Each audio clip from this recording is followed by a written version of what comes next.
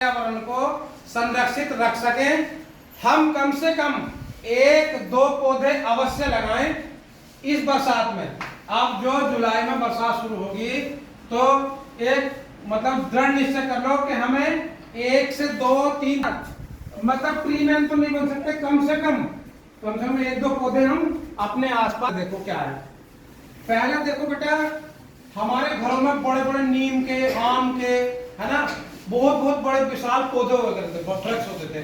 क्या होता था, दादा की खाट भी वहीं पड़ी है, ताऊ जी भी वहीं बैठे हैं, चाचा भी वहीं बैठे हैं, नहीं, और उसी पेड़ की छांव में पूरा परिवार पड़ जाता था, है ना।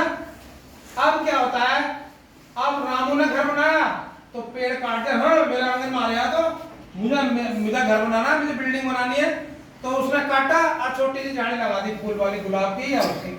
तो बेटा वो उसके मुकाबले ऑक्सीजन दे सकती है क्या? नहीं दे सकती ना। झाड़ी झाड़ी रहे, वृक्ष वृक्ष रहा। तो आजकल हम जो है, हम जो सबसे बड़ी हानि कर रहे हैं वो ये कर रहे हैं कि विशाल वृक्ष, बड़े बड़े पेड़ काट करके छोटी छोटी झाड़ियां लगा रहे हैं, जिससे हमारे पर्यावरण को बहुत अधिक नुकसान हो रहा है। और जो समांतर प्रणाली है समान करने की, पर्यावरण को, गर्मी को, जाड़े को, बरसात को, उसको सबको समतल रखने वाली, समान अवस्था में पूरे सारे के सारे मौसम आने वाली जो प्रणाली है वो गड़बड़ा जा रही है ना।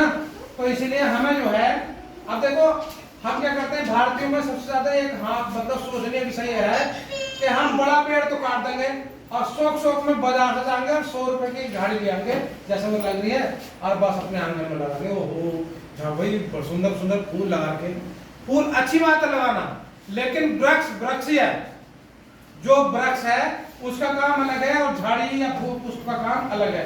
पुष्प को देख करके तुम अपने नेत्रों को और अपने मन को प्रसन्न कर सकते हो। पूरा जीवन जो प्रसन्न होगा वो एक बड़े वृक्ष से प्रसन्न होगा, क्योंकि वो ऑक्सीजन देगा, छाया देगा, फल देगा, फूल देगा। उसके बाद जब वो अत्यधिक आयु में चला जाएगा या खराब भी होगा तो कम से कम हमारे घर के दरवाजे, खिड़की, चारपाई, तखत ये बनवा सकता है नहीं। बड़ा आम का पेड़ है, बड़े शीशम का पेड़ है, जैसे शीशम का पेड़ खड़ा है, अब देखो हमें छाया दे रहा है।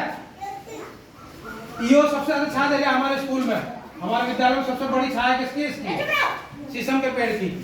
अगर ये बड़ा विशाल हो गया, अगर सूखेगा भी ना तो कम से कम कुछ भी नहीं तो हमें इमारती लकड़ी तो दे ही सकता है नहीं? फायदे, झाड़ी सूखेगी तो क्या देगी? कुछ नहीं देगी ना। गुलाब का पेड़ सूखेगा तो क्या देगा? कुछ भी नहीं देगा, पुष्प देगा वो और बीज दे सकता है, लेकिन पेड़ क्या देगा? छांव भी देगा, फल भी देगा, ऑक्सीजन भी देगा, है ना, और फूल भी देगा, और वक्त पे हमारे छोटी छोटी लकड़ियां भी देगा ये, अगर हम इसे उचित स्थिति में काटते रहे, जंगा लोपिंग करते रहे इसका। और जब ये अंत होगा इसका तो ये हमें हमारे घर की दरवाजे बनवा सकता है, हमारे घर की खिड़कियां बनवा सकता है, हमारे तखत बनवा सकता है, चारपाई बनवा सकता है, मेज बनवा सकता है, कुर्सी बनवा सकता है।